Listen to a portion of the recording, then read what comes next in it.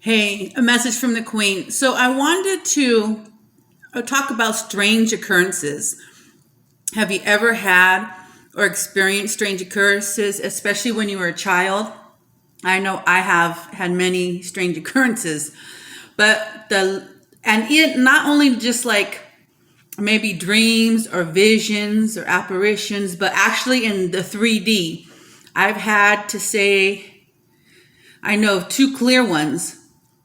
Um, Back in the 90s, 80s, 90s, we had a predator that was out, basically a serial killer, out killing people. And let me tell you this, I was working at the nut factory there on the corner of Pioneer and Kentucky. And I was working for the DFA, I guess, if that's what you call it.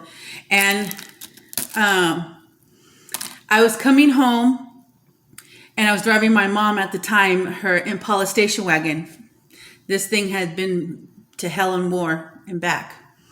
And anyway, I was driving home. So I come the back way and went past Spreckles to hit 113 because I was going to come down 16 into YOLO.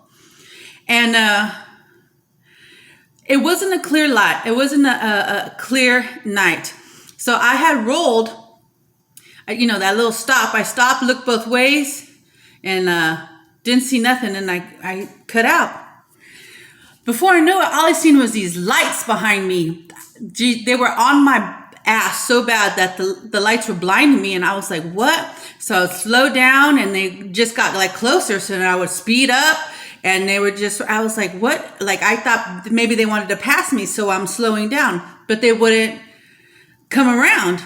So I was like, oh my God, what if this is not good? So shoot.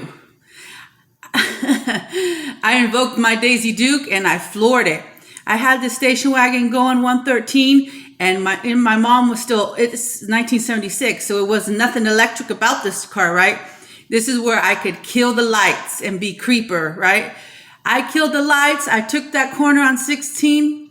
I took that corner on, what is it? No, Road 18 or one of them roads. And it wasn't until I was already like, I ain't lying, quarter mile down, here comes the car and it has cop lights. And I said, holy tamale. Mind you, I'm blacked out, but I put the brakes and he noticed it.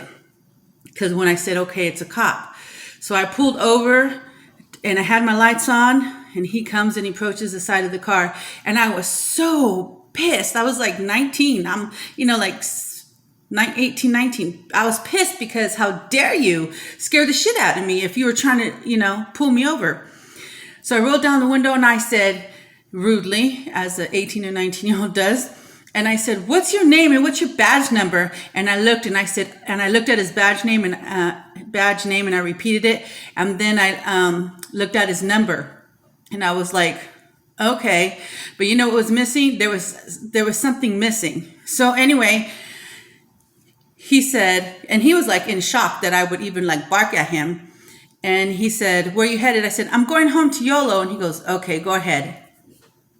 As soon as I left, I had the hair in the back of my neck stand up like I had just experienced something, but I wasn't sure what. So, I went about my merry life, and then I hear about the serial killer, like one of my cousins was mentioning it or something, and I was like, what? And then I told them the story, and they're like, you're kidding. I'm like, no. Fast forward years later, I have to go to court.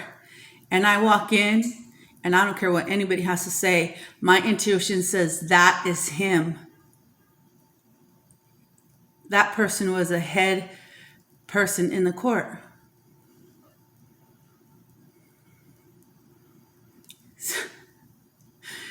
Things happen for a reason. And I tell you because I love you, you're not the only one having these experiences. Namaste.